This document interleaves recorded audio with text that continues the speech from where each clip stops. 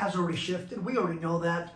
Rates have definitely dropped, and that will get a lot of buyers off the fence. So this is the time to educate all those leads that have been on the fence. So what kind of conversations are you having? If somebody asks you, how's the market? How do you reply? Do you say, the market is great? I personally would reply with, I'm glad you asked. What are you in the market for? Are you looking to potentially buy, sell, relocate, maybe purchase some investment properties? Tell me a little bit more about your situation. That's how I would handle it. Instead of, the market is fine. If I'm losing my home, is the market fine? If I'm upside down on my house, is the market fine? If I'm getting into a divorce and I have to sell the home that I absolutely love and don't want to sell, is the market fine? No. So don't reply with, the market is great. Instead, sound like a professional. Sound like somebody that's an expert in their field. That's a more intelligent approach. What are we seeing during our showings if we are currently working with buyers?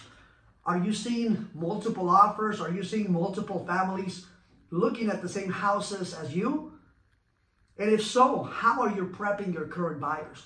What kind of conversations are you having? What challenges are you facing with your current buyer clientele? Are they still fearful of the rates? Because rates have already dropped. We have already seen the FHA 30-year fixes in the low sixes. Now, some of you might say, Ulysses, that is still pretty high. Hey, if you're comparing the current market to the early pandemic days of 2%, and maybe that's one of the reasons why we're struggling, you got to continue to educate your client. You know, now we're going to start to see more competition from buyers just like yourself. So you got to sound assertive. You got to sound intelligent. You got to know your numbers. The lower the rates drop, the more competition we're going to have, and the more options sellers are going to have when it comes to reviewing offers and potentially pay your closing costs, pay Section 1. Some of them may not even want to pay for a termite inspection of $70 to $90. So how you educate the consumer is going to be the difference between you opening an escrow and having to write 40, 50, 60 offers just to potentially get one counter offer. It's important that you let your buyers know that, hey, listen, if we give the seller 1 free week after close of escrow and that gets you the offer accepted, would you consider that? I know you're looking for the seller to take care of your 3% for closing costs, but is there a way that you can pay maybe half of it through your 401k, maybe a gift? We still have the inventory challenges. Rates have dropped, which means more buyers are getting back into the game. But if I'm a homeowner, I now have more options. I'm now going to have more offers to pick from. And I'm going to go with the one that's going to net me the most amount of money. What do sellers want? How much are you going to sell my house for? How much am I going to net from the sale? How long is your contract? How much commission are you going to charge me? And what are you going to do to market my house? What do buyers want? I want you to negotiate the best terms, get me the house for the least amount of money with the least amount of headaches.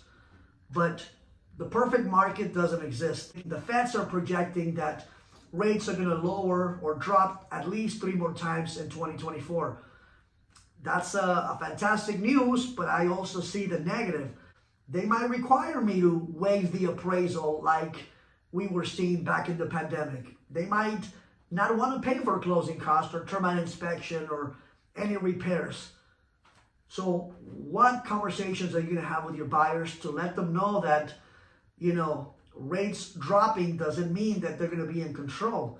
That just means that the seller is going to have more options because more buyers are going to be putting offers on the same amount of houses. So it's important that we know our numbers, what is happening in our city, what's happening in our county, what is the average days on the market, how many actives are in the city of Corona or San Diego or Lake Elsinore, how many coming soon properties, how many pendings, what is the average price of a home in that area.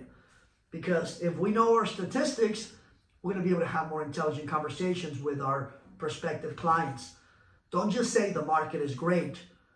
If somebody tells me, hey, Ulysses, how's the market in Fontana? You know what? I'm glad you asked.